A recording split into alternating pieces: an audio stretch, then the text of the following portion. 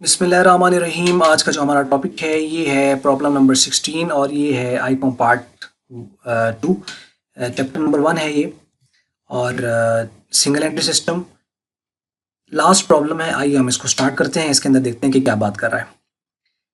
तो वो बात कर रहा है जी, mister Naeem commenced business on 1 January 2016 with a capital of ₹70,000।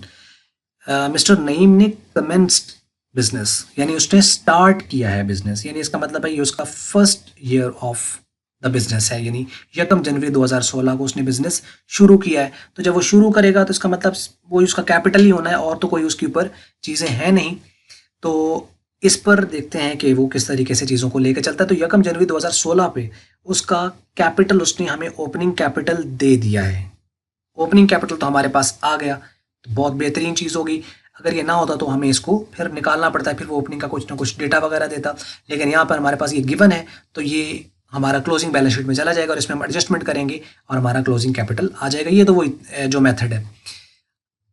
अच्छा, अब ये जो उसने स्टार्ट किया है ना इसने बिजनेस इस डेट पर विद कैपिटल, इनफैक्ट यहाँ पे होना चाहिए था विद कैश ऑफ इतना, क्योंकि अजम्पशन हम यहाँ पर ये कर रहे हैं कि उसने कैश ही दिया है इस प्रॉब्लम के अंदर। लेकिन डिफरेंस होता है कि अगर वो बिजनेस को मालिक कैश दे तो वो उसका कैपिटल तो है। सपोज अगर एक मालिक ने बिजनेस को 50,000 कैश दिया तो उसका कैश कितना है 50,000 और कैपिटल भी कितना है 50,000। लेकिन अगर मैं ये कहूँ कि मालिक ने बिजनेस को 50,000 का कैपिटल दिया है तो मैं ये तो कहूँगा कि 50,000 का कैपिटल तो बढ़ा उसका, लेकिन मैं ये नहीं कह सकता कि 50,000 से कैश बढ़ा। क्यों? क्योंकि ज़रूरी नहीं है कि वो जो 50,000 उसने कैपिटल दिया है वो सारे का सारा कैश ही हो सकता है उसमें कुछ फर्नीचर हो सकता है कोई और चीज़ हो। लेकिन यहाँ पर असम्पशन यही की गई है इस क्वेश्चन के अंदर कि ये कैश ही है। तो इनफैक्ट यहाँ पे होना कैश चाहिए, लेकिन चलें ठीक है जो अब चल रहा है। तो ये है जी, उसने हमने अज्यूम कर लिया कि ये सारे का सारा कैपिटल उसका कैश की फॉर्म में। तो इसका मतलब ये हमारे पास कैश रिसीव हो गया, तो ये है हमारे पास ओपनिंग कैपिटल और ओपनिंग कैश भी जो हमारे पास बिजनेस में कैश आया। He purchased furniture on 1st April 2016 with cash of ₹15,000। 1 अप्रैल 2016 को उसने कैश से फर्नीचर खरीदा है। ये डेट बहुत इंपॉर्टेंट है क्योंकि आगे इसने डेप्रिसिएशन इस पर कहा हुआ है। तो इस डेट से डेप्रिसिएशन स्टार्ट होगा और दिसंबर पे ये एंड हो रहा है, तो दिसंबर तक चलेगा। डेप्रिसिएशन का 5वां चैप्टर आपने किया हुआ है, उसके अंदर आपने इस चीज़ को डिटेल में देखा नहीं किया तो आप उसको देख लोगे। वैसे भी आपको पता है कि डेप्रिसिएशन जो होता है वो टाइम के हिसाब से होता है। ज़्यादा टाइम यूज़ करोगे तो ज़्यादा डेप्रिसिएशन आएगा, कम टाइम यूज़ करोगे तो कम डेप्रिसिएशन आएगा। तो 1 अप्रैल से दिसंबर 2016 तक 9 मंथ्स बनेंगे, तो इसके ऊपर 9 मंथ्स का डेप्रिसिएशन आएगा जो आगे उसने कहा हुआ है। और जो प्रेमिसेस उसने खरीदी है वो कहते हैं on 1 July he purchased premises for, premises मतलब बिल्डिंग, फॉर कैश ₹50,000। 1 जुलाई को उसने जो है वो प्रेमिसेस जो है वो कैश पर 50,000 की जो है वो उसने वो खरीदी है। तो ये समझ लगी यहाँ पे। कहता है from the following details obtained from his books by single entry you are asked to prepare a trading and profit and loss account.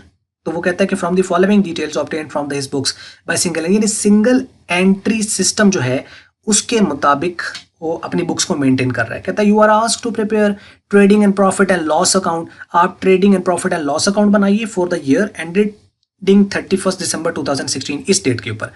पता चला ना कि सिंगल एंट्री और trading and profit and loss account and balance sheet, तो मतलब ये conversion method आ गया। तो प्रीमिसेस का भी इसी तरीके से है, यानी उसके ऊपर डेप्रिसिएशन आपने ये 6 मंथ्स का बनेगा और बाकी इस तरीके से चीज़ें। और उसके बाद वो कहता है जी कि balance sheet as on that date after providing depreciation on the furniture and premises 10%। ये वो कह रहा है डेप्रिसिएशन, यही मेरे ख्याल में एक ही एडजस्टमेंट है इसके साथ। 10% ही दोनों पर लेना है, इस पर भी 10%, इस पर भी 10%, लेकिन चूंकि 10% पर एनम है तो हमें इसका 9 मंथ्स का और इसका 6 मंथ्स का कैलकुलेट करके लिखना पड़ेगा। और ये एडजस्टमेंट है, इसके 2 इम्पैक्ट होंगे, मतलब प्रॉफिट एंड लॉस की डेबिट साइड पे भी जाएंगे और प्रीमिसेस में से और फर्नीचर में से लेस भी होगा बैलेंस शीट में, क्लोजिंग बैलेंस शीट के अंदर। उसके बाद अगर आप देखो तो नीचे sales inclusive of cash, inclusive of cash का मतलब है इंक्लूसिव ऑफ कैश सेल 45,000। ये इंक्लूसिव है, नीचे वाला एक्सक्लूसिव है। इंक्लूसिव इंक्लूडेड से और एक्सक्लूसिव एक्सक्लूडेड से, यानी इंक्लूसिव है तो इसका मतलब है कि इसके अंदर कैश सेल शामिल है 45,000 की। यानी ये जो 1 लाख है ये टोटल कैश है, टोटल सेल है 1 लाख की, और इसमें 45,000 जो है ये आपके पास इसमें कैश सेल है। अब इस 1 लाख में से आप 45,000 जो है वो आप इसमें से लेस कर दो, तो जब लेस करेंगे तो 55,000 जो है ये इसकी क्रेडिट सेल आएगी। अब ये लेस करना क्यों जरूरी है? ट्रेडिंग में तो ये टोटल अमाउंट ही शो होगी, लेकिन जब हम डेटर क्रेडिटर का अकाउंट बनाएंगे तो वहां पे तो हमें सिर्फ कौन सी चाहिए? Credit sale. तो वो हम इसमें से लेस करके क्रेडिट सेल पता कर सकते हैं कि कितनी है, 55,000। परचेजेस, और इसमें वो कहता है एक्सक्लूसिव ऑफ कैश 10,000। यानी ये जो परचेज दी हुई है ये क्रेडिट है, क्योंकि जो कैश परचेजेस है 10,000 की वो तो एक्सक्लूसिव है, मतलब वो एक्सक्लूडेड है, इसमें शामिल नहीं है। तो जब हम ट्रेडिंग में लिखेंगे तो उसमें तो हम टोटल परचेजेस लिखते हैं ना, तो 25,000 और 10,000 कितना बन जाएगा? 35,000। लेकिन जब इसको इधर लिखा जाएगा क्रेडिटर के अकाउंट के अंदर तो उसमें ये 25,000 लिखा जाएगा, क्योंकि क्रेडिटर का अकाउंट हमें बनाना पड़ना है इनफैक्ट आगे। तो ये पॉइंट्स बस जहन में रखते जो आगे फिर इसको देखते हैं। ड्राइंग्स हैं 5,000 की, तो ये तो कैपिटल में से लेस होती हैं 5,000 की, और ये पे हुए हैं क्योंकि सारी ये पेमेंट हुई है, ये कैश है, ये कैश की पेमेंट हुई है, ये कैश रिसीव हुआ, ये कैश पे हुआ है इसमें से, और ये कैश रिसीव हुआ है, और उसके बाद ये ड्राइंग की पेमेंट हुई है। वेजेस हैं ये पे हुई है, ये डायरेक्ट एक्सपेंस है, ट्रेडिंग की डेबिट साइड पे जाएगा, ये कैपिटल में से लेस होगा। रेंट है तो ये प्रॉफिट लॉस की डेबिट साइड पे जाएगा। सैलरीज हैं तो प्रॉफिट लॉस की डेबिट साइड पे जाएंगी। बैड डेट्स रिटर्न ऑफ, अच्छा इसको आप नोट कर लो, ये रिटर्न ऑफ है, राइट ऑफ नहीं है कि इसको राइट ऑफ। अगर वो कहता है कि राइट ऑफ बैड डेट्स इतना, तो फिर हाँ ये एडजस्टमेंट का आइटम होता है, लेकिन वो कह रहे हैं बैड डेट्स रिटर्न ऑफ, मतलब ये राइट ऑफ हो चुके हैं, मतलब डेटर के साथ एडजस्ट हो चुके हैं। तो क्या इंपैक्ट पड़ेगा? सिर्फ ये प्रॉफिट एंड लॉस अकाउंट की डेबिट साइड पे तो ये शो होगा, लेकिन बैलेंस शीट में ये नहीं जाएगा क्योंकि ये एडजस्टमेंट का आइटम नहीं है, जस्ट बैड डेट्स हुए तो ये लिख दिए जाएंगे। हाँ अलबत्ता जब इसका डेटर का अकाउंट बनाएंगे तो डेटर का अकाउंट के साथ एडजस्ट होकर आता है, लेकिन हम चूंकि दोबारा बना रहे हैं तो इसको हम लिखेंगे। तो ये पॉइंट भी आपने ध्यान में रखना है। नईम टू गुड्स वर्थ 4,000, 4,000 की चीजें नईम जो है वो ले गया है from business and paid 1,500 to his son. Naeem ने 4,000 की चीजें बिजनेस से ली हैं और 1,500 रुपया उसने अपने बेटे को पे कर दिया। तो नईम है ऑनर ऑफ द बिजनेस, तो 4,000 की चीजें लेके ये भी ड्राइंग, 1,500 उसने बेटे को दे दी, हमारे लिए तो ड्राइंग है, वो बेटे को दे या बीवी को दे, इससे तो कोई फर्क नहीं पड़ता है। तो 1,500 की भी ड्राइंग है, 4,000 की भी ड्राइंग है, और ये 5,000 ये भी ड्राइंग है। तो टोटल ड्राइंग कितनी होगी? 5,000 और 4,000 कितना हो गया? 9,000। 9,000 और 1,500 10,500। तो ये 10,500 की जो है वो टोटल ड्राइंग बनती है। लेकिन कैश उसने जो पे हमने जो कैश की शक्ल में उसने लिया है वो ये 5,000 और ये 1,500, यानी कैश की शक्ल में उसने लिया है 6500, और 4,000 जो ड्राइंग ली है वो उसने गुड्स की फॉर्म में ली है। तो ये एक डिफरेंस भी है। टोटल ड्राइंग 10,500 है, लेकिन गुड्स की शक्ल में 4,000 है और बाकी 6500 कैश की शक्ल में है। तो 6500 और 4,000 तो वो 10,500 टोटल ड्राइंग है। But omitted to record these transactions in his books, लेकिन ये जो है उसने अपनी बुक्स में ही नहीं लिखी। अच्छा देखो ये है नॉट ओमिटेड का मतलब है भूल गया, record in his books, books है मतलब कि दोनों एस्पेक्ट ही गए, दोनों बुक्स में नहीं लिखा उसने, में इनके डेबिट क्रेडिट दोनों एस्पेक्ट ही गया, तो इसका मतलब इनके भी डबल एस्पेक्ट होंगे, इनको हमें एडजस्ट करना पड़ेगा। एक तो वो 4,000 की जो चीज़ें ले गए, इसका मतलब ये जब मालिक बिजनेस से चीज़ें लेता है तो एंट्री होती है drawing account to purchases account, तो इसका मतलब है परचेजेज में से इसको हमने माइनस करना है, दूसरा ये ड्राइंग में ऐड होगी और ड्राइंग फिर कैपिटल में से माइनस होगी।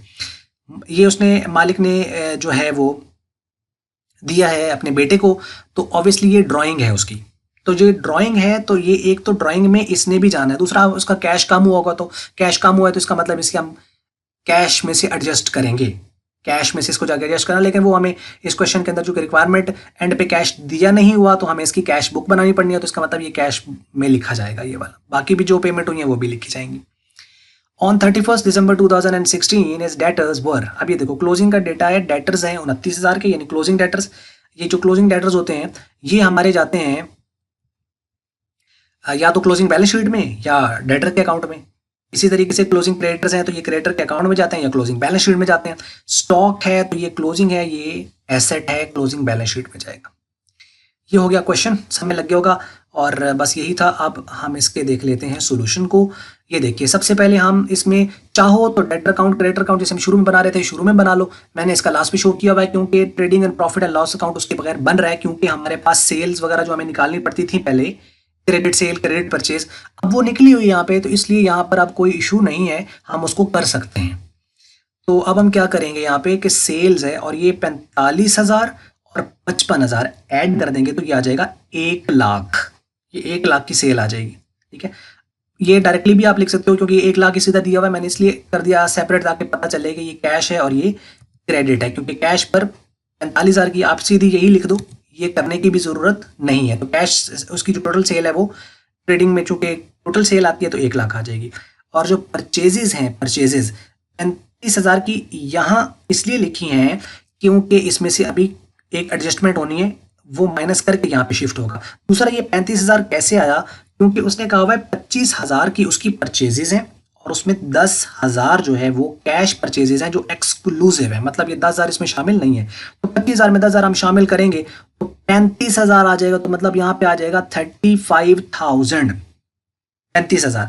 अब इसमें से हम लेस कर देंगे ड्राइंग्स, ये है 4,000 की और ये हम इसमें से लेस कर देंगे। ड्राइंग कहाँ से आ गई, क्योंकि अभी मैंने कहा ना कि जो मालिक चीजें बिजनेस से लेता है तो उसकी एंट्री क्या होती है, ड्राइंग अकाउंट टू परचेजेस। तो परचेजेस कम होती हैं, तो परचेजेस में से क्योंकि एडजस्ट नहीं हुआ, उसने कहा था कि इसको रिकॉर्ड ही नहीं किया गया बुक्स के अंदर, तो हमें फिर इसमें से इसको माइनस करना है। तो ये हम ड्राइंग 4,000 इसमें से लेस कर देंगे परचेजेस में से, ये बन जाएंगी 31,000 की इनफैक्ट हमारी एक्चुअल परचेजेस आ जाएंगी। कुछ लोग इसका क्या करते हैं कि वो क्लोजिंग के साथ भी उसको एडजस्ट कर देते होते हैं, तो लेकिन यही सही तरीका है, इसी के मुताबिक आप इसको लेके चलें। अच्छा, अब ये देखो, सेल इधर आ गई, परचेज इधर आ गई, क्लोजिंग स्टॉक इधर आ गया, तो ओपनिंग स्टॉक यहाँ पे आना था, लेकिन ओपनिंग स्टॉक तो उसने बनाया बिजनेस शुरू किया, ओपनिंग स्टॉक तो है नहीं, ना ओपनिंग डेटर्स है, ना ओपनिंग क्रेडिटर्स है, ना ओपनिंग स्टॉक है, तो लिहाजा वो यहाँ पर नहीं आ रहा। लेकिन ड्राइंग की चूंकि एडजस्टमेंट थी वो हमने यहाँ पे कर दी, और बाकी हमने देखना है कि कोई डायरेक्ट एक्सपेंस है या नहीं, तो वो एक ही है और वो है वेजेस, जो कि उसने यहाँ पे पे की हुई है 8,000 की, तो ये हमने वेजेस लिख दी यहाँ पे 8,000। इसके अलावा कोई आइटम नहीं है। इसको टोटल किया 1 लाख और 20,000 को, तो 1,20,000 आ गया, 1,20,000, और इसमें 31,000 प्लस 8,000 39,000, और इसको हम इसमें से माइनस कर दें तो 81,000 यानी 81,000। ये चूंकि क्रेडिट साइड ज्यादा है तो इसका ग्रॉस प्रॉफिट आ रहा है, और ये है 81,000 इसका ग्रॉस प्रॉफिट। दोनों साइड इक्वल है, 1,20,000 1,20,000, यही 81,000 इस तरफ शिफ्ट कर देंगे तो हमारे पास ग्रॉस प्रॉफिट ब्राउन आ जाएगा 81,000 यहाँ पर। अब रह गए इनडायरेक्ट एक्सपेंसेस, उसमें अगर आप देखो तो यहाँ पर आपको मिलेंगे, रेंट उसने पे किया है 6,000, ये लिख दिया। सैलरीज उसने पे की हैं 28,000 की, तो ये सैलरीज लिख दी। बैड डेट्स हैं 2,500 के, ये वो बैड डेट्स जो उसने रिटर्न ऑफ किए हैं, ये 2,500 के हैं, तो ये प्रॉफिट एंड लॉस की डेबिट साइड पे जाते हैं, ये आ गए।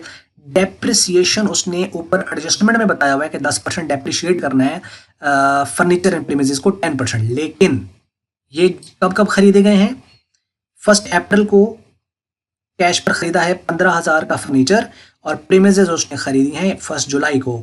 तो 1 अप्रैल से दिसंबर तक 9 मंथ्स बनते हैं, आप गिन लो, अप्रैल मई जून जुलाई अगस्त सितंबर अक्टूबर नवंबर दिसंबर, तो 9 मंथ्स बनते हैं। तो इसका मतलब है इसका हम 10% लेंगे, लेकिन उसको 9/12 करेंगे। इसी तरीके से आपके पास ये 50,000 है, ये हम 10% तो लेंगे, लेकिन जुलाई से ऑनवर्ड, चूंकि 1 जुलाई है तो जुलाई अगस्त सितंबर अक्टूबर नवंबर दिसंबर, तो 6 माह, तो 6/12 कर देंगे इसका। तो ये हम इस तरीके से जो है ना इन चीज़ों को लेके चलेंगे कैलकुलेशंस को। तो इसकी जो रकम है डेप्रिसिएशन ऑन फर्नीचर, इसके साथ 1 और 2 लिखा हुआ है, मतलब इसकी वर्किंग है नीचे, वो मैं शो कर देता हूँ। ये 11,25 आ गया, और डेप्रिसिएशन ऑन प्रीमिसेस ये 2,500 आ गया। इसका टोटल 81,000, इस 81,000 में से ये सारे आइटम आप यहाँ तक निकाल दें तो बाकी क्रेडिट साइड ज़्यादा आ रही है, वो हमने लेसर साइड पे लिख दिया। जो हमारा नेट प्रॉफिट कैरी डाउन है 40,875, दोनों साइडें 81,000 पे बराबर, और यहाँ पे ये तो एंड हो जाता है। तो ये मीन्स के इसके अंदर ये था कि कोई किसी तरह की कोई क्रेडिट सेल नहीं निकालनी थी, कोई क्रेडिट परचेज नहीं निकालनी थी यहाँ पर, तो इसलिए ट्रेडिंग अकाउंट तो डायरेक्टली बन सकता है, तो मैंने इसलिए डायरेक्टली बना लिया पहले। आप चाहो तो डेटर क्रेडिटर का मतलब जैसे रिक्वायरमेंट आज जो चीज़ की रिक्वायरमेंट आती जा रही है साथ साथ आप बनाते जाओ, बजाय कि हम याद रखें कि नहीं ये तो बनना ही बनना है। लेकिन आप वो करना चाहो कि नहीं जी बनना ही बनना है, तो तब भी आपकी मर्जी है कि आप डेटर क्रेडिटर का अकाउंट पहले ही बना लो और उसके साथ आप लेके चलो, आपकी अपनी मर्जी है, जिस तरह आपको आसान लगे उस तरह आपने करना है। मिस्टर नईम, आगे बैलेंस शीट है, ये भी बन सकती है। तो मिस्टर नईम, असल में उसकी रिक्वायरमेंट ही 2 है, trading and profit loss account और बैलेंस शीट। तो आप बैलेंस शीट बनाएंगे। Mister Naeem, that's the name of the business, balance sheet as on 31 December 2016, cash in hand, इसके साथ ये 3 लिखा हुआ है, इसको आप फिलहाल छोड़ दो कि ये कहाँ से आया। ये वाला 4000 असल में इसी का खाता है, जिसकी वजह से ये प्रॉब्लम लंबी होती है। वरना अगर ये उसने एंड पे हमें 4000 ये दे देता ना 4000, तो हमें ना डेटर का अकाउंट बनाना था, ना क्रेडिटर का अकाउंट बनाना था, ना कैश बुक बनानी थी। क्योंकि उसने कैश नहीं दिया, और हमें प्रॉब्लम से ये पता चलता है कि अगर उसने 70,000 से बिजनेस स्टार्ट किया है यहाँ पर 70,000 से, तो उसने सिर्फ क्या है, एक फर्नीचर खरीदा है, प्रेमिसेस खरीदे और चंद एक पेमेंट की है, तो बाकी कैश किधर गया। तो क्योंकि सिंगल एंट्री सिस्टम जब हम डबल एंट्री में कन्वर्ट करते हैं तो पूरा का पूरा जजमेंटल होता है, सारे का सारा ऑब्जर्वेशन पर होता है। तो यहाँ से एक क्वेश्चन पैदा होता है कि कैश कहाँ गया। तो इसका मतलब है कि कैश होना चाहिए, जीरो तो नहीं हो सकता, कुछ ना कुछ होगा। चाहे 4000 देखें एंड पे बताया तो सही ना। और ये चूंकि एक इंपॉर्टेंट एलिमेंट है तो इसे फाइंड आउट करना है। तो इसे फाइंड आउट हम कैश इन हैंड को तभी फाइंड कर सकते हैं जब हम कैश बुक बनाएं। तो कैश बुक हमें बनानी पड़नी है, तो इस वजह से हम ये चीज़ करेंगे। अच्छा, अब यहाँ पे देखो कि इसको फिलहाल छोड़ दो, ये चीज़ कैसे आई है इसको हम नीचे वर्किंग में देखेंगे। बाकी आप देख लो, स्टॉक क्लोजिंग है, इसमें हमारे पास यहाँ पे स्टॉक होगा डेटर्स, क्रेडिटर्स और स्टॉक। ये 20,000 का स्टॉक है, ये हमने 20,000 ये लिख लिया। डेटर्स हमारे पास जो है वो 29,000 के हैं, तो ये लिख लिए। एडजस्टमेंट इसके साथ नहीं है क्योंकि जो राइट ऑफ ये जो है 2500, ये एडजस्टमेंट का आइटम नहीं है, ये पिछले साल राइट ऑफ हो चुके हैं। क्योंकि देखो ना, बैड डेट्स रिटर्न ऑफ है, तो इस चीज़ का भी थोड़ा सा आपने ख्याल रखना है। 29,000 ये आ गया। फर्नीचर के साथ क्योंकि एडजस्टमेंट है तो इसको हम यहाँ पे लिखेंगे, प्रेमिसेस के साथ एडजस्टमेंट है तो यहाँ पे लिखेंगे। तो 15,000 इसमें से 1125 निकाल दिया, ये आ गया। और प्रेमिसेस हैं 50,000 के, तो इसमें से 2500 निकाल दिया तो 47,500, ये तो यहाँ पर आ गया। 10% है, लेकिन किस तरह है वो नीचे वर्किंग में मैंने यहाँ पे आपको दिखा देता हूँ। ये देखो, डेप्रिसिएशन ऑन द फर्नीचर 15,000 का है, 10% लिया, लेकिन 9/12। क्यों 9/12 वो मैंने शुरू में बता दिया। 1125 और डेप्रिसिएशन ऑन द प्रेमिसेस ये 10%, लेकिन 6/12 ये 2500। तो ये तो दो चीज़ें आपको यहाँ पर क्लियर हो गई होंगी, ये वाली। तो ये साइड तो क्लियर होगी सिवाय इस एक आइटम के, इसको फिलहाल छोड़ दो। स्टॉक, डेटर्स, उसके बाद फर्नीचर की नेट वैल्यू और प्रेमिसेस की नेट वैल्यू। टोटल हम इसका फिलहाल रहने देते हैं क्योंकि हमारे पास ये एक फिगर मिसिंग है। और उसके बाद हम क्रेडिट साइड पे आ जाते हैं। इनफैक्ट इसकी आपको क्रेडिट साइड पहले कंप्लीट कर लो ना, तो बाकी इन सारों का टोटल करके डिफरेंस लो तो ये रकम आ जाती है कैश की। क्योंकि हमें पता है कैश एंड पर है और कोई एसेट है नहीं, तो वो कैश ही होगा, वो हम यहाँ पर लिख सकते हैं। मैं एंड पे भी ये बात बताता हूँ। देखो, इस तरफ लाइबिलिटीज आ जाएंगी। क्रेडिटर्स आपके पास हैं 14,000 के, ये वाले, ये 14,000 लिख दिया। कैपिटल अगर आप देखो, कैपिटल तो वो उसने ओपनिंग दिया हुआ है शुरू में, ये 70,000, तो ये 70,000 लिख दिया। ड्राइंग हमारे पास जो है वो 10,500 है। कैसे आ रही है ड्राइंग? 5,000 की ये है, 4,000 की चीज़ें हैं, 9,000 और 1,500 उसने अपने बेटों को दिए थे, तो ये 10,500। तो ये पता चल गया होगा 10,500, यानी 5,000 जमा 4,000 जमा 1,500, 5,000 जमा 4,000 9,000 और 1,500 10,500। ये लेस होनी है तो ये हम लेस कर देंगे। नेट प्रॉफिट एंड पे हमारा जो निकाला है अभी 40,875, वो इसमें ऐड कर देंगे, तो ये 1,03,75। ये इसको हम टोटल कर लेंगे और इसमें है कोई नहीं, क्रेडिटर्स है और क्लोजिंग कैपिटल, तो 1,14,375। अब ये जो कैश है ना, ये वाला, ये हमने एज्यूम ये किया कि कैश एंड पे होना चाहिए, नहीं है तो इसका मतलब ये है कि वो फाइंड आउट करना है हमें। एक शॉर्टकट तरीका ये है, अगर आपके पास टाइम ना हो तो इसका जो टोटल है 1,14,375, इसमें से ये सारी फिगर्स, ये वाली, ये वाली, ये वाली और ये वाली निकाल दो, तो जो बैलेंस आएगा वो कैश ही होगा और वो होगा कैश इन हैंड। वो 4,000 यहाँ लिखोगे तो दोनों साइडें ऑटोमेटिकली इक्वल आ जाएंगी। ये है शॉर्टकट वे, जब आपके पास टाइम ना बच रहा हो तो ये तरीका होता है। जैसे कि कैश क्या है, total liabilities minus total assets except cash, cash के अलावा सारे एसेट्स। कैश के अलावा सारे एसेट्स से क्या मुराद है, यानी इसके अलावा ये सारे, यानी 20,000 जमा 29,000 जमा 13,875 जमा 47,500, ये सारे ऐड करेंगे तो ये आ जाएगा टोटल। तो टोटल लाइबिलिटीज कितनी है, 1,14,375 ये, और इसमें से 1,10,375 लेस करो तो 4,000 आ रहा है, ये वाला कैश है। और ये जो 4,000 आ रहा है इसको हमने यहाँ लिख देना है और बैलेंस शीट कंप्लीट है। अगर आप इतना कर लेते हो तो फिर तो ना तो डेटर की अकाउंट की जरूरत है, ना क्रेडिटर के अकाउंट की जरूरत है, ना कैश बुक की जरूरत है। लेकिन ये चूंकि एक शॉर्टकट ट्रिक है, ये तरीका नहीं है। ट्रिक और तरीका में फर्क होता है, तो इसलिए हमें तरीका से करना है, तो फिर तरीके के मुताबिक हम इसको लेके चलते हैं आगे। You may properly calculate cash amount by making cash book as follows. हमें कैश बुक बनानी पड़ेगी, तो कैश बुक बनानी है तो उसके लिए हमारे पास डेटर से कितने पैसे मिले हैं, क्रेडिटर से कितने पैसे मिले हैं, हमें वो निकालने पड़ेंगे। वो हमें कैसे पता चला है कि डेटर से पैसे मिले हैं, क्रेडिटर से पैसे मिले हैं? क्योंकि जब भी वो क्लोजिंग डेटर और क्लोजिंग क्रेडिटर आपको दे देता है ना, तो डेटर क्रेडिटर का अकाउंट बनना होता है, ऑब्वियसली सी बात है, जब भी वो ये चीज दे देता है। तो इसका मतलब है कि इनका डेटर और क्रेडिटर का अकाउंट तो बनना है। तो अब कैश सेल, क्रेडिट सेल आपके पास अगर आप देखो तो 55,000 की है, जबकि एंड पे 29,000 है। तो इसका मतलब चलो बैड डेट्स भी बीच में एडजस्ट कर लो, कहीं ना कहीं कुछ रकम बच रही है जो हमें पैसे मिले हैं डेटर से, इसका मतलब मिसिंग है। इसी तरीके से क्रेडिटर को भी हमने कुछ ना कुछ पे किया है, तभी तो इसमें फर्क आ रहा है कि 25,000 के हैं और आखिर पर ये देखो ना 14,000 के, तो कुछ ना कुछ तो पेमेंट हुई है ना इसके अंदर। तो अकाउंट्स हमें बनाने पड़ेंगे। तो जब वो आएंगे कैश पेड, कैश रिसीट, वो जाएंगे कैश बुक में और वहां से हम इसको करेंगे। तो इसलिए हम डेटर का अकाउंट यहाँ पे बनाएंगे। तो डेटर का अकाउंट क्यों बना रहे हैं? To find amount of the cash received from the debtor. अब इसमें देखो सेल्स इस तरफ आ जाएगी, क्रेडिट सेल। क्रेडिट सेल आपके पास कहां से आएगी? यानी ये 1,00,000 है, 45,000 की तो कैश है, तो बाकी इसमें से माइनस करो तो 55,000 की, तो ये क्रेडिट साइड पे 55,000 आ जाएगा। बैड डेट्स को अगर आप देखो तो ये 2500 के बैड डेट्स हैं इस तरफ, ये 2500 बैड डेट्स इस तरफ आ गए। ये कैसे पता चलता है? क्योंकि देखो जब सेल होती है तो एंट्री क्या होती है? Debtor account to sale account. तो डेटर क्या होता है? डेबिट इस तरफ और रेफरेंस किसका आएगा? सेल्स का। जब बैड डेट्स होंगे तो एंट्री क्या होती है? बैड डेट्स टू डेटर, तो इस तरफ आएंगे और बैड डेट्स का रेफरेंस आ जाएगा। और क्लोजिंग उसने दी हुए कैरी डाउन, ओपनिंग तो है नहीं ना, क्लोजिंग उसने दी है 29,000 के, ये 29,000 ये लिख दिए। 2500 जो ये वाले हैं वो ये लिख दिए।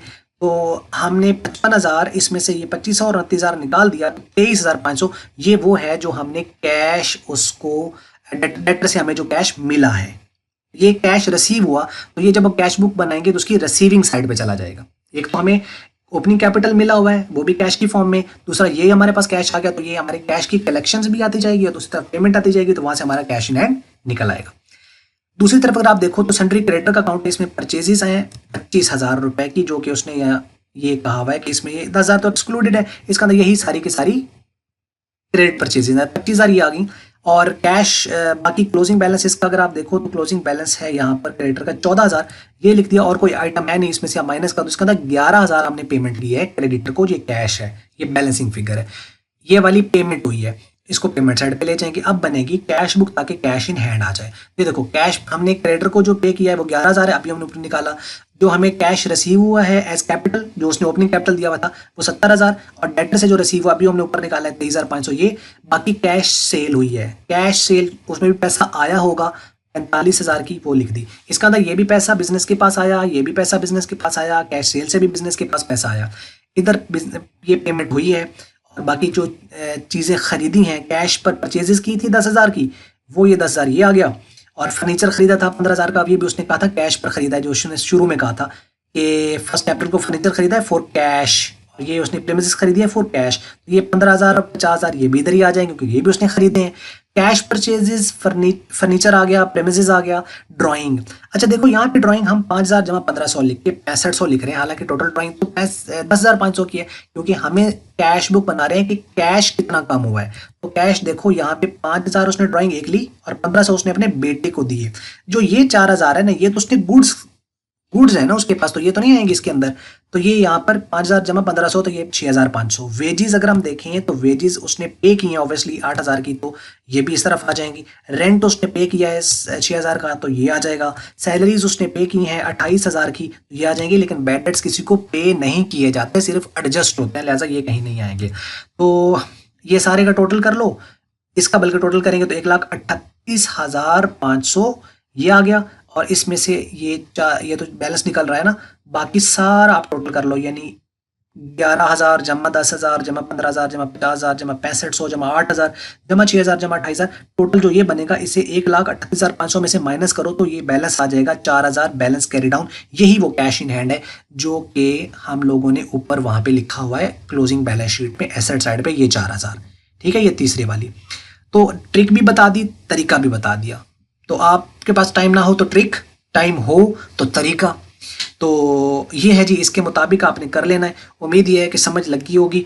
तो अगर आपको मल्टीपीडिया की वीडियो अच्छी लगी, इसको आप लाइक कर लें, शेयर कर लें दूसरों के साथ। अगर आपको अच्छी नहीं लगी, इसको आप कर दें डिसलाइक। और वीडियो देखने का हमेशा की तरह बहुत बहुत शुक्रिया।